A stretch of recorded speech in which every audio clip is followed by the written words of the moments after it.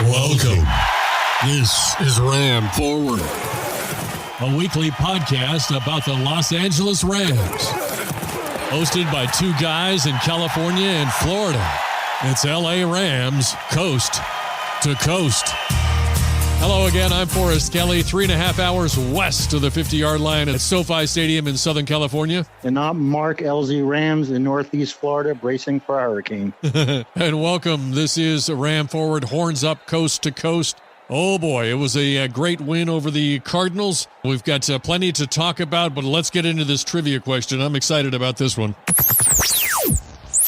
Okay, in the last podcast, we mentioned the 1989 Rams and their two great wide receivers, Henry Ellard and Flipper Anderson. We mentioned that in Game 12 that season, Flipper had 336 yards receiving. The Rams actually rallied from a 17-3 deficit and beat the Saints 20-17 on a 31-yard field goal in overtime. Question, who kicked that game-winning field goal for the Rams?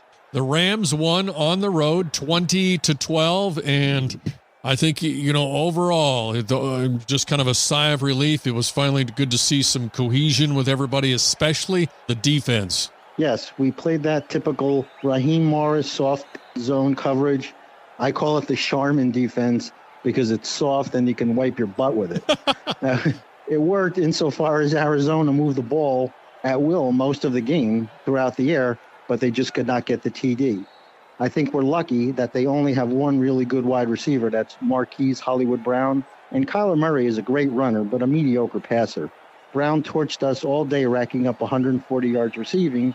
Number two, Morris did move to press man coverage at the 12-minute mark in the fourth quarter on the critical 4th down and 4 play, and rookie cornerback Darian Kendrick made the play. Kendrick looks to be a good player. He has moved into the number 2 cornerback spot on the depth chart and also tied with Bobby Wagner to lead the team with 9 tackles. Newly acquired Grant Haley is now cornerback number 3 playing the slot, with Robert Rochelle getting only 8 snaps. So our guy Robert Rochelle, whom we were very high on, is now being supplanted by rookies and guys that are getting off other teams' practice squads. So yeah, that's a little bit disappointing, but if those are the guys that are playing well, then so be it. Next, the Rams' edge guys did stay in their lanes, and Murray had only 2 rushes for 8 yards. And I think that was a critical factor in us winning. That was also a critical factor in us keeping them out of the end zone, because without him running around all day out there, it made it easier for our defensive backs to cover, which we alluded to in the previous podcast. Good job by Leonard Floyd, Terrell Lewis, who also had a sack, and Justin Hollins. As expected, the Cardinals' running game was stifled by A'Shawn Robinson, Ernest Jones, and Bobby Wagner, and we held them to a paltry 70 yards on 21 runs, which equals only 3.3 yards per run. Next, our depleted secondary played well enough to give up just 12 points. Jalen Ramsey was solid and played his best game of the season, and Aaron Donald got his 100th career sack. And those are the defensive highlights. Yeah, I think, and then coming out of that, just typical with the Rams this year, Darian Kendrick, he may not play in the next game. He's in concussion protocol. So, that's the way it goes. Some next man up, as they say. Yeah, we alluded earlier about the trivia question, and the field goal kicker who kicked the Rams to the 2017 victory in overtime in the Flipper Anderson game was unique in that he kicked barefoot. Okay, switching from defense to offense.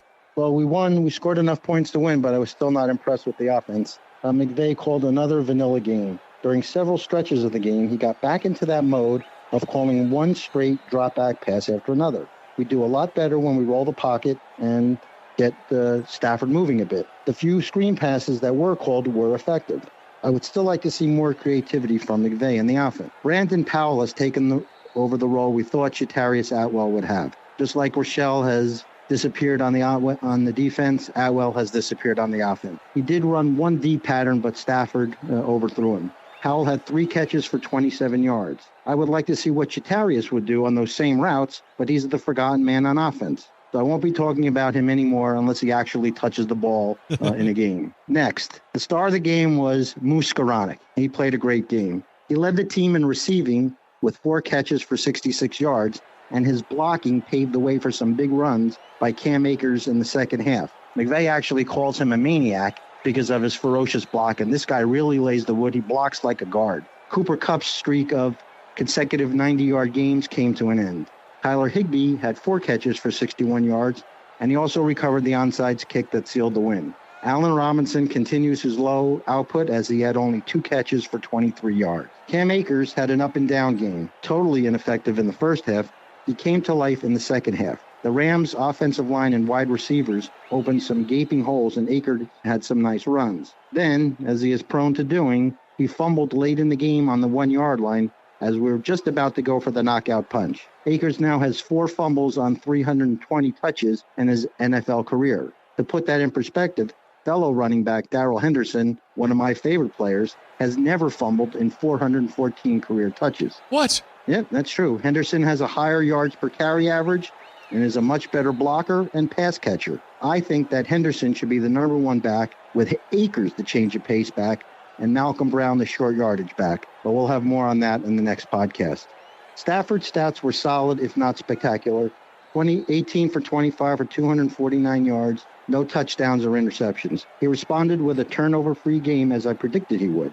His stats could have been much better, except that both Allen Robinson and Cooper Kupp missed catchable passes for touchdowns. The offensive line held up well, as Stafford was only sacked once, and the Rams accumulated 100 yards rushing on 20 carries for a solid 5.0 yards per carry. Didn't Stafford have more rushing yards? I think he did have more rushing yards than Kyler Murray. It was close. I mean, Murray only had 8 yards. Stafford did have one really nice scramble where he actually deked a defender out and picked up the first down. I don't think I saw that at all last year. So his wheels can still move when he has to, and he picked up a critical first down at some point to keep a drive alive. So he can still do it once in a while. This was a lower scoring game than I anticipated. Both teams moved the ball up and down the field. The Cardinals just couldn't get it in the end zone. And as I said, our receivers dropped a couple of touchdown passes. That would have been more points. We fumbled on the 1-yard line. That would have been more points.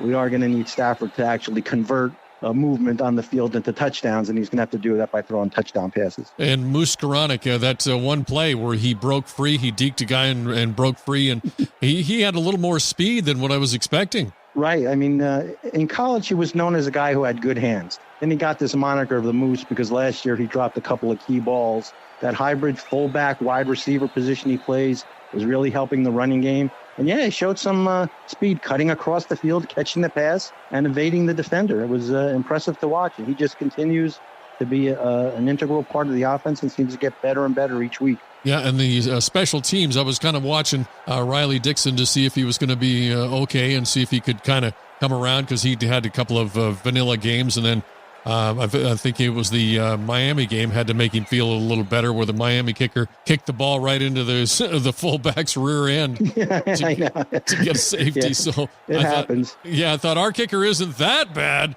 In fact, our whole special teams were good on Sunday. We actually outplayed the other team's special teams. Matt Gay made both field goals and point-after attempts. The aforementioned Riley Dixon averaged 45 yards on 3 punts. Brandon Powell returned 1 kickoff and 3 punts for a total of 74 yards. And the Rams blocked a punt in the first quarter that set up a field goal and gave them the early lead. And, of course, as I mentioned before, Tyler Higbee recovered Arizona's onside kick at the end of the game. It was a solid performance by the special teams. I was glad to see that. I would say we won because we were a little bit better than Arizona in all 3 phases. With wide receivers DeAndre Hopkins suspended and A.J. Green getting injured, the Cardinals were unable to get the big play to get a passing touchdown. And like ours, their run game has struggled and continues to struggle and struggled on Sunday. Our vanilla offense scored enough points for the win as we got ahead early and never relinquished the lead. We still need to get Allen Robinson more involved in the offense. A win is a win, especially on the road and especially against a division rival. But I am not getting overly excited because the Cardinals are a mediocre team playing without their best player, and the roster simply doesn't impress me, and they don't have the star power that we have. So yes, it's a win, but when we beat a really good team, then maybe I'll get impressed. We'll have our opportunity next week against the 49ers. They have a losing record, but we've always had trouble against the 49ers. So if we beat them, that would be a more impressive feat than having either beaten Arizona or Atlanta before them. The answer to our trivia question, the place kicker who kicked the 31-yard field goal was Mike Lansford. He was barefooted. This has been the Ram Forward Podcast. We ask that you like and subscribe on your favorite podcast platform. And if you really like the show, feel free to write a review.